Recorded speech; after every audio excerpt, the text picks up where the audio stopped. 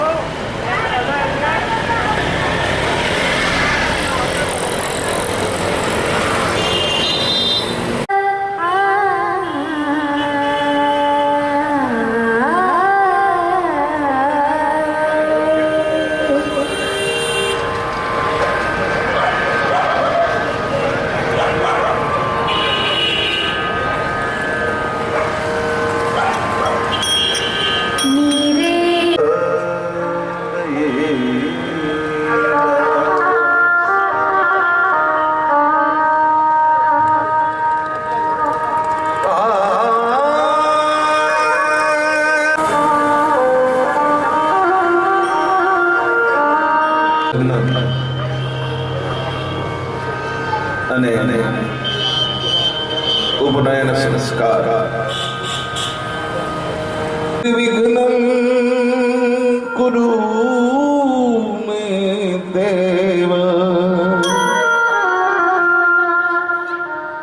સર્વ કાર્યેષુ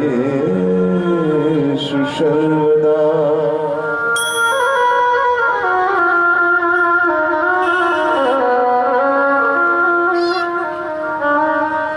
शिव समान दाता नहीं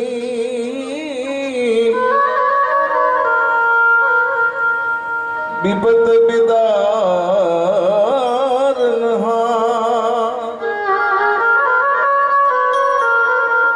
अब અને આ કાર્યક્રમનું આયોજન કરી આ કાર્યક્રમની સમગ્ર જવાબદારી ભાઈ જસુભાઈ તમારી છેડું યાદ રાખજો ખાઈ સાસરાનું રીએ સાસરામાં અને શ્વાસ પોતાના બાપના નામના કરે એનું નામ જગતમાં દીકરી કીધું છે એટલું યાદ રાખજો દીકરો એ બાપનો આત્મા છે દીકરી બાપનો પ્રાણ છે અને દીકરીના સર્જન કર્યા પછી પરમાત્મા સર્વદેની માલિકો ઠાસી ઠાસીને માયા અને મમતા ભરી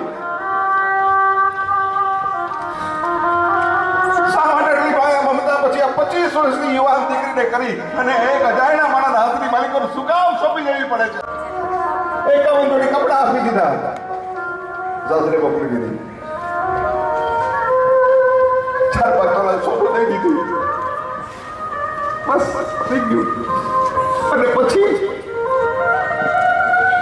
જ્યાં સુધી માને બાપ પિયરમાં જીવતા હોય ત્યાં સુધી દીકરીઓના માને બાપ ગયો પછી તો જાણે કે ભિખારણ આવી બાપ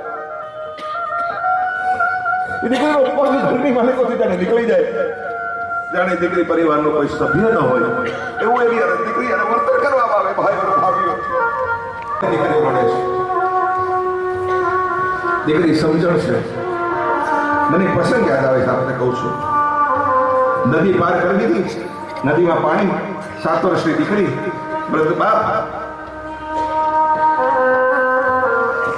બાપે દીકરીને કીધું બેટા તું મારો હાથ પકડી લે દીકરી કીધું નહીં બાપુ તમે મારો હાથ છે નહીં બાપુ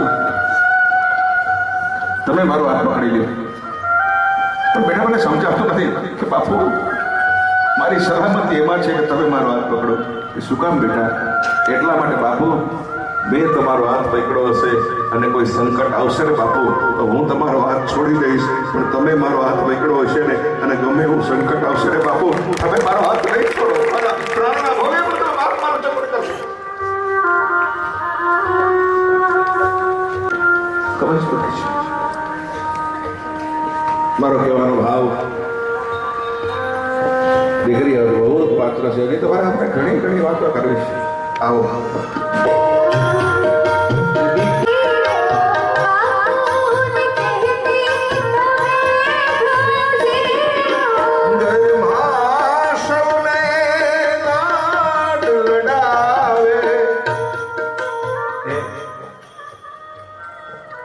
કરવા સૌને લાલ લડાવે દીકરી એ બાઉ ખબરદાર છે તમને જો તમારી કોની દીકરીને હેરાન કરી છે મેં ઘણી માઓને જોઈ છે ઘરની મારી છોકરી બેઠી હોય ને નવરી એને કણાની જેમ ખટક્યો એની સાસુ એની માં નહીં થાય, પણ તું તો એની માં છો કે નહીં? શું કામ અત્યારથી ત્રાસ પડે? આ બધું ક્યાં થવાનું છે?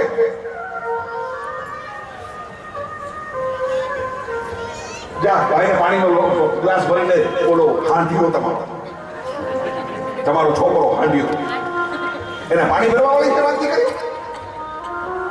હાંડીઓ ભણે નહીં, પરિણામ આવે તો મોટ.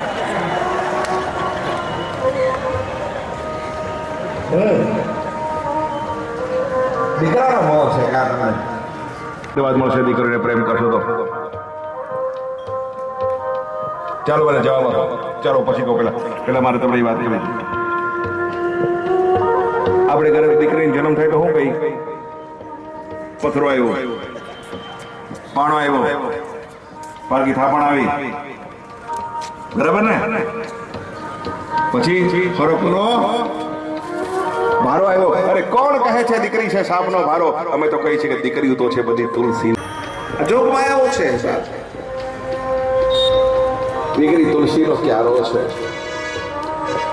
મારો એક દોસ્ત છે, એ જયારે સવારે પથારીમાંથી પલંગમાંથી ઉઠે તો એમની વાઈફ એને ઉઠાડવા જાય, એટલે એ ઉઠે તો ખરો, પણ આ આંખ બંધ કરીને પડ્યો રહી. એની વાઈફ કે પ્રીતિને મોકલ. પ્રીતિ એટલે એની દીકરી. એ પ્રીતિ જેવી આવે ત્યારે મારો દોસ્ત આંખ ખોલે. દીકરીનું મોઢું જોઈ એના જીવનના દિવસથી શરૂઆત કરી વિચાર કરી દીધો. દીકરી પારકી થાપણ નથી, હવે તો દીકરાઓ પારકી થાપણ છે. કાવડું મારું નવું પિક્ચર આવે છે, દીકરો પારકી થાપણ કહેવાય. એ પિક્ચર આ ગીતની એક કડી. બોલો એ બોલો, જોગમાં આવ્યો બોલો, મહામાયાઓ બોલો. એટલે જ કીધું તો બહુ કડવો માણસ છું બાર. મારું આ સુધી કંઈ ખોટું નથી લગાડતું. બધાને ખબર છે આ બોલે સાચું છે. હા, બેનો તો ખોળા પાથરે છે. તારા જેવો પેલો આવ્યો સાચું કહેવા. મેં ઉકેલો દાદી નવું પૂછી રહ્યું.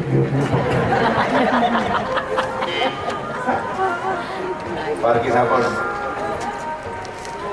બાપ દીકરીઓ નથી, દીકરાઓ છે. એક પ્રાર્થના કરી દો આજના, જે નથી કીધી શરૂઆતમાં, કારણ કે થોડું એવું, પણ મારા કોઈ ગંભીર પ્રસંગ ચાલુ હોય ત્યારે હાથ જોડીને તમને પ્રાર્થના કરું છું કે ગંભીર પ્રસંગની ઇજ્જત કરજો. પ્રસંગ ના પૂરો થાય ત્યાં સુધી વચ્ચેથી કોઈ ઉપાદ કરશો. મેં જब હરિદ્वार ગયા એ વખતે મને एक सरस विचार है. एक सत्य बाबा बैठे थे. मैंने पूछा कि बाबा सब लोग यहाँ आते हैं, स्नान करते हैं, सबके पाप धुल जाते हैं, लेकिन गंगा के पाप कहाँ जाते हैं? हे बाबा, सब लोग यहाँ आते हैं, गंगा में स्नान करते हैं, उनके पाप धुल जाते हैं, तो ये गंगा के पाप कौन धोता है? बाबा बस बाबा बहुत अच्छा जवाब दिया. गुजराती में कि बाप આ ગંગાના પાપ કોણ ધોવે? આખી દુનિયા ગંગામાં રહે ને ગંગાના પાપ ધોવાઈ જાય તો ગંગાના પાપ કોણ ધોતો હશે? અને સંત બાબાને જવાબ દિયા કે જોશીજી, આ ગંગાના નીરની માલિકો પાણીમાં આવી અને 7 વર્ષની કોઈ દીકરી નિર્દોષ જ્યારે આવીને નાય ને ત્યારે અમને એવું લાગે છે કે ગંગાના પાપને ધોવા આવી હોય એવું લાગે. આ પરની દીકરી કે કોઈ ગંગાના પાપને ધોવા આવી હોય તમને એવું દેખાય બાપ કે આ જગતમાં છે ને આ ઉતરી છે મારા બાપ, આ ગંગાના પાપને ધોવા. અને એનાથી જો પછી આપણે મોટું પરણી મારે પસંદ કેવું છે આ પ્રમાણે છે. દીકરી જગદંબા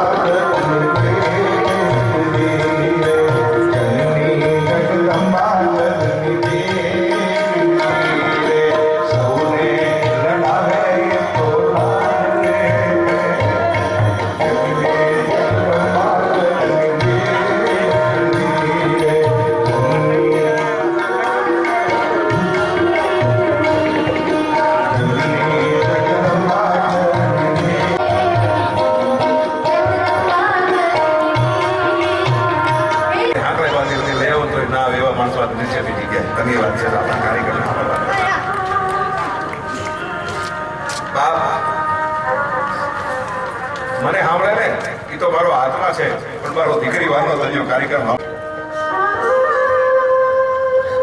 પછી તો દીકરી એક એમ્બેસેડરની સામે પોતાના 2 હાથ લાંબા કરી અને ઊભી રહી જાય છે.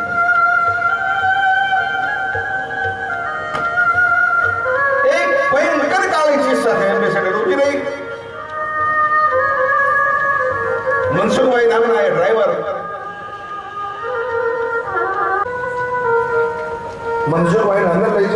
લાશની પાસે દીવો કર્યો છે.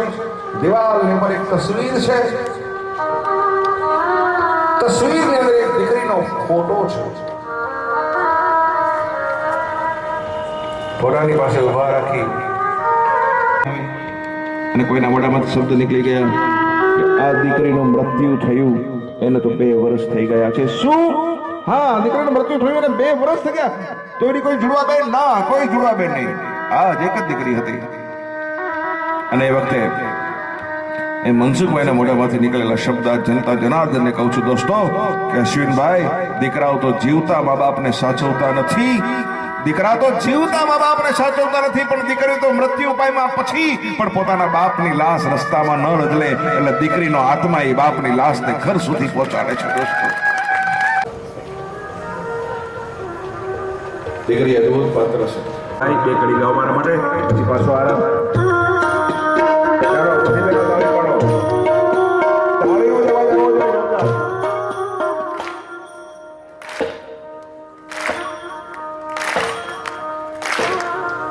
પાપાએ પગલા ઘરમાં માંડતી રે.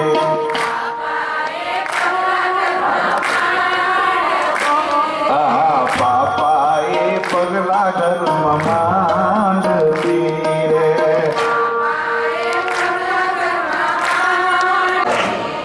દીકરીને તૈયાર કરવાની કેવી મજા આવે.